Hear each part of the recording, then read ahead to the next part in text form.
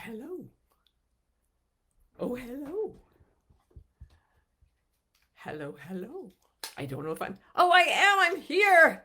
I forgot about my magical earphones, though. So I'm going to put those in right now while y'all are coming in. How is everyone? How are you? Hi, Anne Marie. I've been told maybe not so many names right at the beginning because we're doing a podcast of this. And the people on the podcast don't like lots of names, but I'm still so happy to see Alexa and Cindy and Kathleen and Terry and all of the friends. How you doing, friends? It's so wonderful to see your faces, see your names in the little tiny little emblems that come up to say you.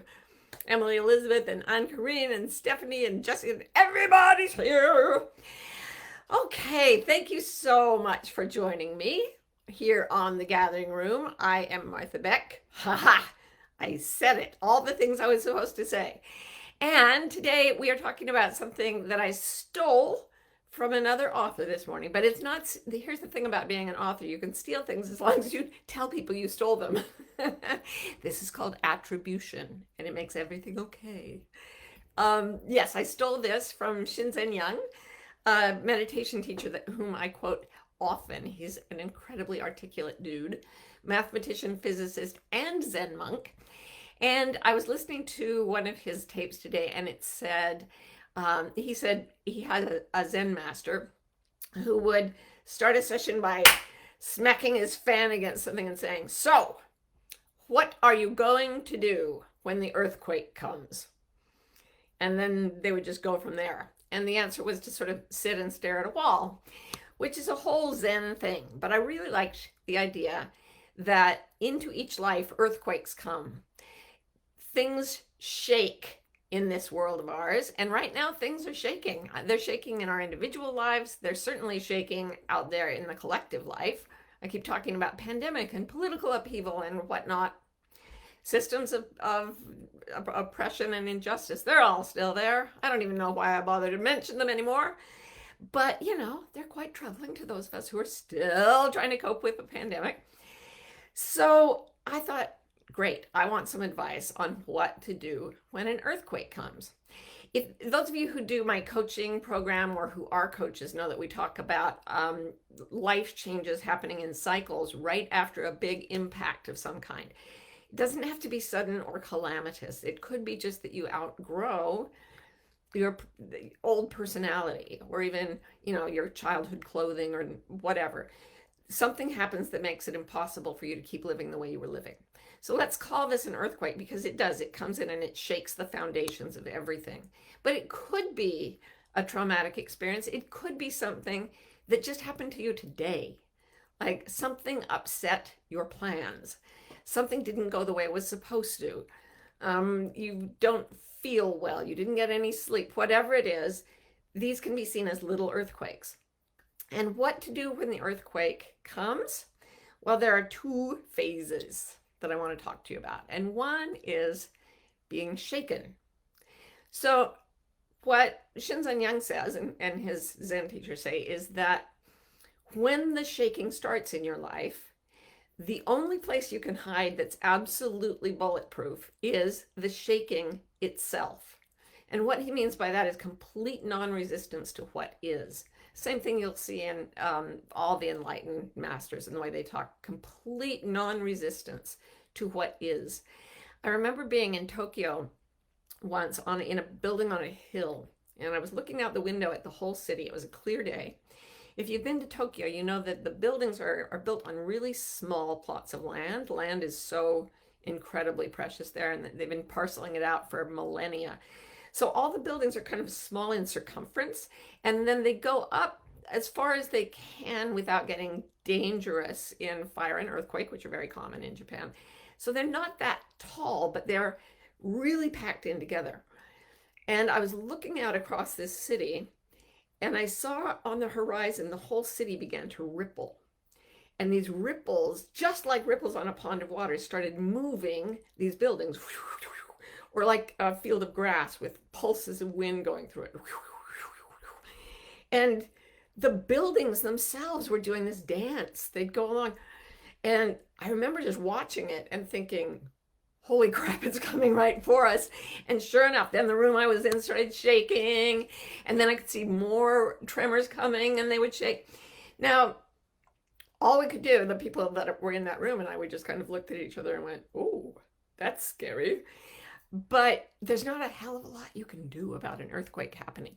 What's interesting to me about this is that Tokyo, I lived there for a summer and I think I experienced like 10 earthquakes. That was the biggest one. But every 5 or 6 days, I'd be somewhere and the house would start to shake. There are a lot of earthquakes in Japan. And because of that, the city didn't fall apart that day. The city rippled. The city shook because all the buildings in Japan are built to shake in an earthquake. Because if you build something solid that resists the movement, it shatters. And if you build something that is allowed to move and bend like grass in the wind, it handles the shaking. So the way to go into a time that's shaking you is to go into the action of it. So when we lived in California, Adam had his own bathroom, and on it, if you were sitting on the porcelain convenience there, he had hung up one article. It was something, a beautiful thing someone sent me, and I had lost track of it in the move, but Adam took it and he put it up in his bathroom so that when you were sitting in the most important spot in the bathroom, you'd look up and what you'd see is this beautiful placard that said, "Resist nothing." Which I thought was extremely appropriate for that particular, time in people's lives. So when something wants to happen, peristalsis, the movement of food through your gut, is a type of shaking. Everything that happens in physical reality is a type of shaking, is an energy vibration. And what Shinzen Young is talking about is getting so aware of the way things shake that you actually pulse with the electrons. You start to feel the shaking of things, but you feel it as a massage.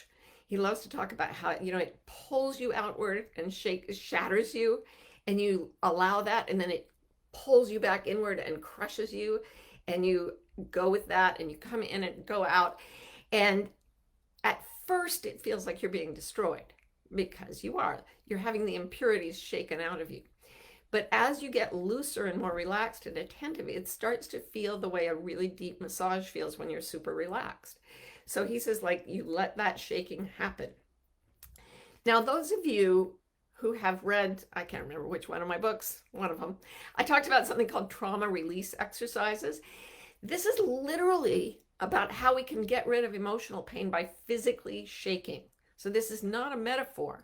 Every animal, when it's gone through a trauma, escaped a predator or whatever, goes through a period of shaking. And if you don't shake, animals always shake when they've gone through something traumatic. Humans, if we start to shake after a trauma, even many years after a trauma, people will try to soothe us and hold us in place. And that actually is a social response that is nervous about shaking, because shaking implies a lack of control, a loss of control, a loss of stability. Because it is. But what was stable needs to be shaken away. And that's the only reason it's happening. So one of my brilliant master coaches, Susan Baghdadi, I met her once in Africa, and she's done a lot of modalities, yoga, the coaching, whatever, art. She does all kinds of things. But I met her and we had dinner in Africa, and she was so calm and so still. And I said, what is going on with you? And she said, well, I just took this course in trauma release exercises with David Berselli, this expert, and I've been shaking for a week, and it's shaken all the trauma out of me. And you could feel it. You could absolutely feel the calm. So a lot of people on the gathering room will say, what about trauma? What happens when you've been traumatized? One of the things you can do that is surprisingly powerful is let yourself shake. The biggest traumatic impacts that I've had in my life, the most horrific experiences, I won't tell you about them in detail. I had surgery without anesthesia once, not good. But when I remembered them and let myself re-experience them in memory to get them out of my trauma banks, I physically shook. And by that time, I had read about shaking and how literally physically shaking is how animals heal from trauma. And so now I just let myself shake, and you can go online and look for David Berceli if you want to try it. And I do these trauma release exercises when I need to calm down. I let myself shake. We also need to let the circumstances of our lives be shaken. I talk about something I call a day map, which is a lot of people, and I myself, take it to mean a schedule of things to do during the day. But it also, when I first started thinking about it, I literally meant the places you go every day in your life, which room, which coffee shop, which sites on the internet. We have recently had an addition to our family. We have a month-old baby here. And that really changes where we go every day. I talked about ritual several weeks ago, and how we had this thing. We have morning communion in one room, and then we go to a different room and we have ordering the realm, and then we have sacred writing time, whatever it is. Well, you throw a baby in that mix and things change. And so you have to physically allow yourself to shift the patterns of behavior after something new comes into your life or something is lost, like COVID coming in and all our mobility was lost. We had to adjust to very different day maps, different places to go. And that causes a kind of disorientation and grieving. Like, oh, but I usually go to the kitchen at this time, and now for some reason I can't get out of the bedroom. Or I used to go see my friends for coffee once a week, and now we only meet over Zoom. And there's a shaking of your daily patterns. And if you resist that, it's just like resisting the shaking of releasing trauma. It sticks in your body. It sticks in you, and you can't relax. So in like traffic accidents, people who are drunk often survive because they're so loose that they let themselves go with whatever the impact is. And other people who aren't drunk will brace, and they get worse pain, right? So that's the first phase I wanted to talk about, is let yourself be shaken. Just go with it. Second thing, earthquakes can shake us, but they can also trap us. There was one woman that David Berceli worked with. He went to China. He goes all over the world because this shaking thing transcends language and culture. So anywhere he goes, no matter what language the people speak, he can work with them, with their bodies, and help them with trauma. So he was working with this woman who'd been caught in an earthquake, and she had looked up as the roof collapsed, and she was standing by a table, and her rubble fell on her, and her body was bent almost at a right angle backwards, and she was trapped there for like 9 hours. So it was really, I saw a tape of her getting through that traumatic memory, and it was so interesting because even though she was completely at liberty when David was working with her, her body snapped back into that position and held it and shook in that position until the trauma went out of her body. Okay, so if you get trapped, sometimes something happens, and COVID did this too, where a lot of people feel trapped and immobilized. Somebody is putting up pictures of people under tables and under door frames, which is an important thing to do in an earthquake, real physical earthquake. But if the rubble comes down, you're trapped in that space. So that's another thing that often happens, is we don't have our usual mobility after a big event. Like, so what do you do when the earthquake holds you rock still? You still escape into the earthquake. You escape into the stillness the way you would escape into the shaking. One of the things that we've been doing with Lila, our new one, that I didn't do with my older 3 kids, is swaddling.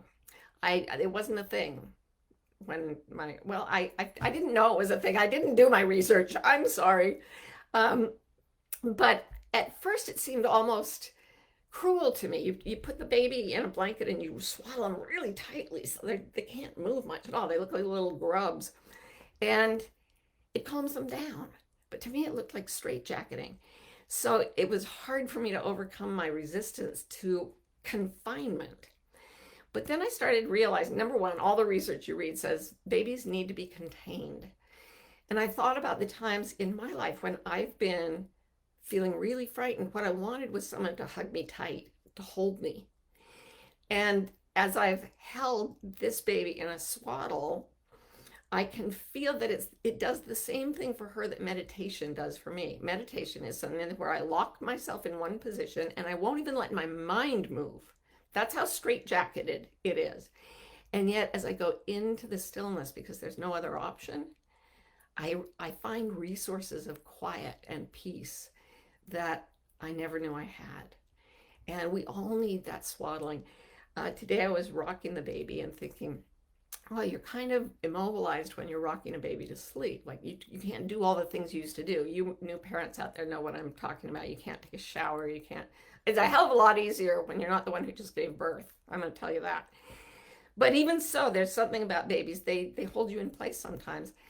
And I thought I could be doing a whole bunch of other things. But when I've been at my most hurt, my most aching, and my most needy as a human being and as a spiritual being, what I have wanted most is for someone to hold me still, really still, and put all their attention on me, have nowhere else to go. And so I relaxed into the stillness of that and thought about all the times when I had needed to be held and how God must feel when we are held by circumstances. Like, you can call it whatever you want to, the force, whatever. But I believe that when we're hurting and our circumstances won't let us move, there's something holding us. There's something purposely not giving us a lot of options so that we can get still and we can feel that we're contained. We can feel that we're loved, and we're driven inward to the stillness of our core, where we can connect with the same force that is wrapping us up. So that's what I have to say about escaping into the earthquake. When something happens, when it's shaking you up, nothing can hurt the shaking itself. When it's holding you still, nothing can hurt the stillness itself. So literally, to deal with an earthquake, you drop everything you are and become the earthquake. And through that, you gain lots of relief and joy. Okay, so, Donna says, how can you shake free of the trauma and replicate the trauma when it's difficult to remember the details? All you have to know is something bad happened. And then try going online and looking at the process. You put your body in positions where shaking is likely. Like you go into a half crouch and you just lean against a wall with your knees half bent, which is a very awkward position. And pretty soon your legs start to shake. And you just let it. And you let it flow all over your body. And you find out, this is a weird parallel, but it's the only parallel I can think of. You know how you can, if you have to pee, you can either let it happen or not? Shaking's the same way. You can either let it happen. When you need to shake, you can stop yourself from shaking. But when you let it start to shake, it's that kind of release. The only thing I can compare it to is like opening the sphincters and let it fly. And it spreads over your body with its own intelligence. And it's fascinating. You don't need to remember. You don't need to tell anyone in words. You just need to shake. Okay, Marnie says, hello, Martha. She says, I just wanted to share our good news. My daughter was pronounced to be in a full and deep remission from leukemia. And has been released into long-term care. We are home. Oh my God, Marnie. Oh, I'm so grateful. Oh, I was shaken for you last week. It was heartbreaking. And I felt very flippant saying, oh yeah, everything's fine when you were going through that. And I know there are other people here who don't always get outcomes that we want. I have confidence that Marnie would go through the shaking and the stillness no matter what happened to her. But God, I'm grateful, Marnie. Thank you for telling me that. And congratulations for having a lot of the impurities of humanity shaken out of you by this horrific ordeal. Oh, that's so good to hear. Okay. I really feel like we're kind of like a get-together group every week. And like, that is such good news for all of us. It gives us all hope. Alexa says, Martha, I just had a realization this week that I was in denial, that I'm in denial. I finally realized I needed to surrender into the unknown and that I unconsciously always predict the worst. How can I continue to stay open and be vulnerable despite the ripples that happen in recovery? it's exactly by coming out of denial, because all denial is, it's something saying this isn't happening when it's actually happening. It could be this isn't happening right now. I'm not actually in a pandemic. I'm not going to take any special precautions. What could possibly go wrong? A lot, okay? So when something bad is happening and you say, this is happening, that's getting out of denial. When you say, I was traumatized, there's trauma in my body, there's trauma in my psyche, and that's how it is, and I will not resist the fact that that's how it is, and I'll do what it takes to heal. That's coming out of denial. You're going to a whole nother level where you say, oh, I was actually saying I wasn't in denial, when now I'm seeing there were ways I was in denial, and that's the way it is. Part of me is going to be in denial sometimes. That's part of the earthquake. You can always do an end around the earthquake by coming into your integrity and saying, this is happening. I won't deny it. I know that I may be denying other things, but I'm not going to deny that either. I'm going to go into the shaking and see what happens. If I feel stuck, I'm going to go into the stillness and see what happens. And eventually you come out of all denials, and then you're clear. You're loose, calm. It feels good. Laura O'Connor, how are you, honey? How do you know that the only things that get shaken out during a life earthquake are the impurities? What if things like trust and peace and safety and faith are shaken out too? Great question. I was listening to Eckhart Tolle the other day, and someone asked him the question, if you're free from, he says emotion literally means to be disturbed, to be rippled. And he says you should be still and be free from emotion. So somebody asks him, well, what about joy and peace and love? And he says, oh, those aren't emotions. That is your natural state of being. So any reactive pattern that feels like joy but is losable is actually not that deep joy of being. It's happiness based on the presence of something pleasurable and the absence of something painful. So as Nisargadatta Maharaj says, he says, what you call happiness is really just the pleasure between two pains, right? So something good happens to us, we're happy it goes away, or it gets lost, or we get old, we're sad. That actually is just grasping after conditions. Joy, trust, love, these things are states of being. They are, if you go into the stillness deeply enough, and by the way, if the shaking has shaken out your faith and hope, it's basically getting you to a place where you're confined and constrained. It's taking you toward depression and hopelessness. And that feels like a bad thing. But if you don't resist it, the stillness will force you inside. And I know the power that you shoot outward, Laura, it's immense. And as you turn it in, because everything's not working out here, at times when it's not, as you go in deeply, deeply, deeply, you find that nothing that is truly good can be taken away, because you are that goodness. You are that joy. You are that love. It is the nature of your being. The other day I was meditating and I had a thought that disturbed me, which was, I'm caught in the river of time. And I always do the Byron Katie work, so I turned it around to the river of time is caught in me. I thought, oh yeah, time really only exists as my perception. And so I am here present now, and that's all I am. I am here present now. My mind makes it seem that there's a past and future, a river of time. And as I thought that, like time was in the center of me, and then I was something that time occupied. I was something so vast and untouchable, like ever present yet untouchable. And in that was this deep, deep sureness that everything was okay.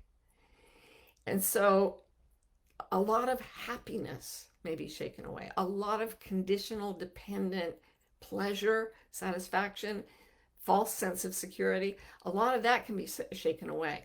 But if you let yourself shake enough and you let yourself be still enough, what you find is that the shaking itself is what you are. The peristaltic, like ebb and flow of the universe is the nature of your consciousness. And absolute stillness in which that's happening is also the nature of your consciousness. The awareness is the stillness, and the action is the pulsating function. And everything in reality has those two aspects. So yeah, a lot of surface things will go. But the illusion that surface things will make us happy is one of the things we need to get rid of. Because unless we get rid of it, we're always terrified of losing the conditions that make us happy, terrified of losing that loved one, terrified of losing our health. And we really have to let that stuff shake out until we realize that though physical things come and go, what we are is absolute well-being. Okay, long answer. It's good to hear from you. Okay, Jen says, if you're ready for change, can shaking help bring on the change you're waiting for but can't see? I don't think so. Stuff seems to want to happen when it happens, but it can shake out your impatience. You can get impatient. You can get so crazy. You're like, I can't handle this anymore. Just go into it. Shake, scream, jump around. It might take you to a moment where you can relax and just sit there and be, well, nothing's happening yet. I guess I'm contained and constrained by my circumstances. Nothing's happening. I want it to happen. All right. Once the shaking stops and I go inside, what's really happening right now? And you find there's nothing less boring than stillness once you get the mind out of it. There's nothing less terrifying than shaking once you get the mind out of it. So all of these conditions of our physical lives are really just trying to help us get to the point where we realize what we really are, which is not caught in these physical circumstances. Emily Elizabeth says, what time of day do you meditate? Is it always the same time and duration? Something about being in silence alone together. Is there a ritual to help you enter the practice? I used to think I would get up at 6 and I would meditate until 8, and then I would go for morning communion at 9. It was almost like a little monastery. It was fabulous. Then we had a baby. And I want to just go to every Zen master on earth and hand them a newborn and say, enjoy. Roshi, go for it. So yeah, I have had to let my day map be shaken up because even though my sleep is never disturbed, I seem to need a lot of it. And if I'm going to be there to help with the baby during the day when I'm needed, I can't always afford to be short. It's like we have to stay fueled up. Once you have a little dependent thing, even if it's a dog or a goldfish or whatever it is, you need to put the oxygen mask on yourself. So I have allowed my day map to be shaken. I didn't meditate this morning. Oh, well, I know from experience that times when you can meditate come and times when you can meditate go. And that at times of disruption, when there's a lot of moving around, it's best to surrender into the shaking. It'll settle. I'll get a time again. I don't know if it'll be the same time of day. We'll see how it all shakes out. But I know that there will always be a point where stillness calls me back. And I get that. It could be in the middle of the night. I don't know. We'll see. But thanks for asking. And rituals, I just pull my chair over to a certain window, open the window a crack so I can smell the forest and hear the birds. Plunk myself down in the same chair with the same back brace and drop into the same, usually just breathing in, breathing out. Boom. I'm there. Yeah, repetition is wonderful, and ritual is really powerful, whether you're going into the shaking or whether you're going into the stillness. Okay, Catherine says, if you feel stuck in a life circumstance, job, relationship, etc., can turning inward into the stillness, accepting the stillness, help break out of being stuck? I could not have said it better myself. When you're pushing for something to change and it's not changing, the pushing is creating resistance to the earthquake. So absolutely, like, do what you feel called to do, what you feel impelled to do, what feels joyous to do. And then if you still feel stuck, get still. Go in. Start offering loving kindness to yourself. And as this heals here, all these things start to move outside. It's very strange. I've seen this over and over again with coaches. They try to get clients. Nothing happens. Then they relax and they just give up on it and go back to like painting watercolors. And suddenly people want coaching. It's almost as if that release from resistance allows what you've put in motion to happen. We call it intention, attention, no tension. That's how you manifest. Okay, and finally, Suzanne says, does shaking work for all trauma experiences overall, or do you need to do it separately for each trauma experienced? I don't know exactly the answer to that, but my guess is you need to do a little shaking for each trauma. However, it's surprisingly short periods of time. Like, I shook for 20 minutes, remembering the worst trauma of my life. I had been had it stuck in my psyche for at least 30 years, and in 30 minutes it was gone. The other thing is that it's strangely impersonal. When the body does its shaking, I did a session with David Berselli, and he says, you can just do this while you watch TV. It's not like you have to be like in anguish and in therapy. Your body will take over like a wild animal and do its shaking in a fashion that feels like body work. It feels comforting. And the earthquakes of life, weirdly, and I do not have this mastered, but I believe if I do get it mastered, all the earthquakes of life will be surprisingly gentle. And all the shaking is like body work, getting the kinks out of our muscles. It could be delicious. And all the stillness, the confinement, is taking us into that sweet, sweet origin, that source that is the life that permeates all of our bodies. So as you go through life earthquakes of any kind, literal, figurative, small or large, I hope you remember that nothing can hurt the shaking itself and nothing can hurt the stillness itself. And you are both those things. So I will see you next week on the Gathering Room. I love you very much. Bye.